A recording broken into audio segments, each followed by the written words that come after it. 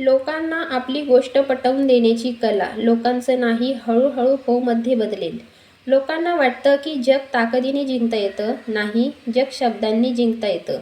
ज्याने बोलण्याची कला आत्मसात केली त्याच्यासाठी लोकांचा नाही सुद्धा हळूहळू हो मध्ये बदलू लागतो. एखाद्याला आपली गोष्ट मान्य करायला लावण्याचा अर्थ त्याच्यावर अधिकार गाजवणे असा नसतो. खरी कला तर ही आहे की समोरच्या व्यक्तीला असे अजिबात वाटू नये की त्याच्यावर कोणताही दबाव टाकला जात आहे. जेव्हा दबाव असतो तेव्हा मन बंद होतं, पण जेव्हा सन्मान मिळतो तेव्हाच ते मन स्वतःहून उघडू लागतं. माणसाचं मन एखाद्या कुलुपासारखं असतं. जोर लावाल तर ते तुटूही शकतं, पण ते उघडत नाही. योग्य चावी मिळाली तर ते कोणताही आवाज न करता सहज उघडतं. लोक अनेकदा खूप बोलतात, पण खूप कमी ऐकतात. हीच त्यांची सर्वात मोठी चूक असते. जो फक्त बोलत राहतो तो फक्त स्वतःचे विचार समोर ठेवतो, पण जो ऐकण्याची कला जाणतो तो समोरच्या व्यक्तीच्या मनात प्रवेश करतो. ज्या दिवशी तुम्ही एखाद्या व्यक्तीची इच्छा, भीती, स्वाभिमान आणि या अपेक्षा समजून घेतल्या, त्या दिवशी तुमचा अर्धा विजय आधीच झालेला असतो. प्रत्येक व्यक्तीची इच्छा असते की त्याच्या बोलण्याला महत्त्व मिळावं, त्याला असं वाटावं की तो महत्त्वाचा आहे.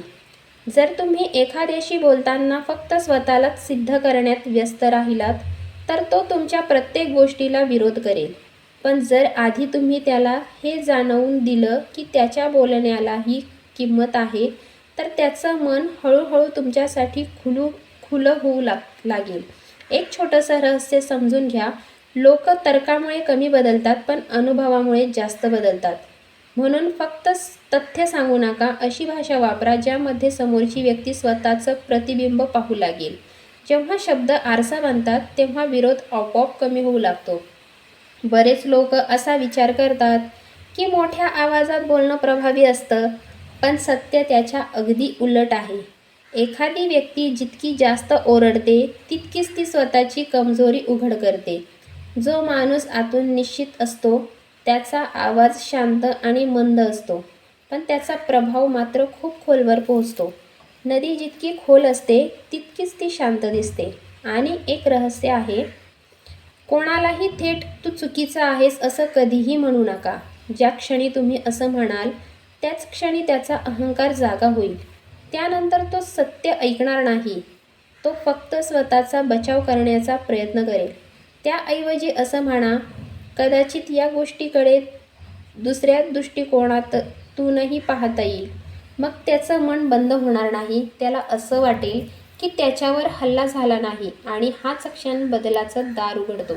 ज्या व्यक्तीला असं वाटतं की निर्णय त्याने स्वतः घेतला आहे, तीच व्यक्ती त्या निर्णयाशी सर्वाधिक प्रामाणिक आणि समर्पित राहते.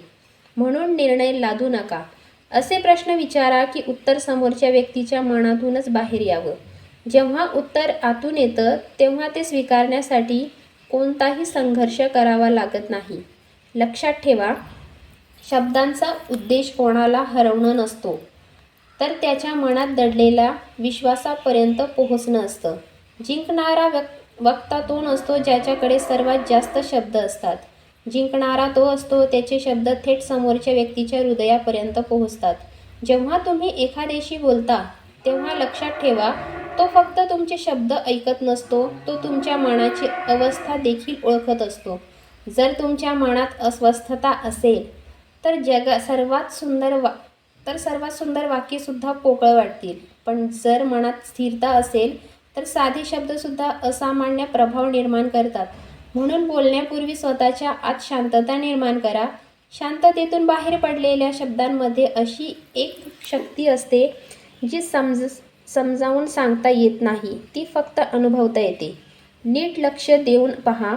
जेव्हा एखादी व्यक्ती तुम्हाला वारंवार अडवते, तुमचं बोलणं मध्येच तोडते किंवा प्रत्येक गोष्टीला विरोध करते, तेव्हा समस्या तिच्या शब्दांमध्ये नसते.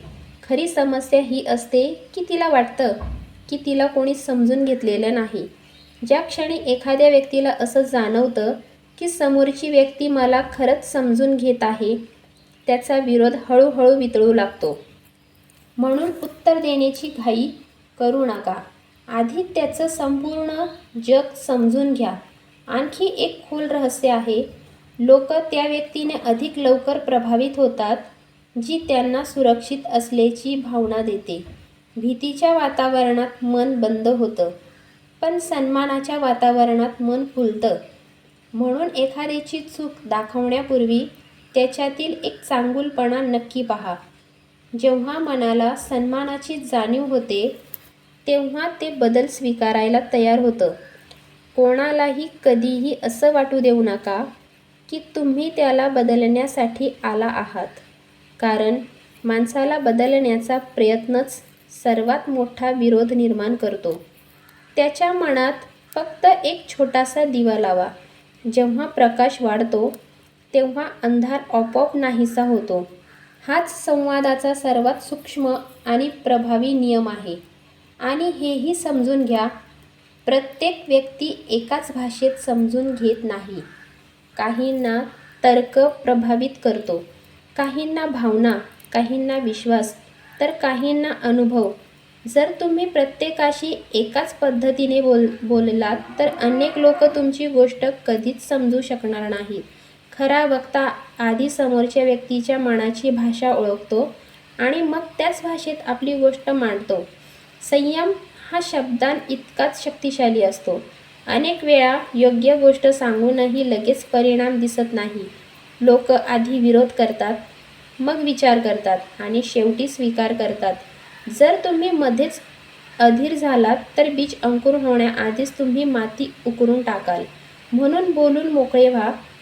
जर तुमच्या शब्दांमध्ये सत्य असेल तर ते स्वतःच आपला मार्ग तयार करतील. लक्षात ठेवा, सर्वात प्रभावशाली व्यक्ती ती नसते जी प्रत्येक वाद जिंकते. सर्वात प्रभावशाली ती असते जिच्यासमोर लोक वाद घालणंच सोडून देतात, कारण त्यांना तिच्या शब्दांमध्ये प्रामाणिकपणा, करुणा आणि स्पष्टता दिसते. अशा व्यक्तीची उपस्थितीच तिची सर्वात प्रभावी वाणी बनते. पुढच्या क्षणापासून फक्त आपले शब्द बदलण्याचा प्रयत्न करू नका. सर्वप्रथम स्वतःच्या पाहण्याचा दृष्टिकोन बदला. जेव्हा दृष्टी बदलते तेव्हा भाषा आपोआप बदलते आणि जेव्हा भाषा बदलते तेव्हा लोकांचं वागणंही बदलू लागतं. हाच तो गूढ नियम आहे जिथे लोकांचा नाही हळूहळू हो मध्ये बदलू लागतो.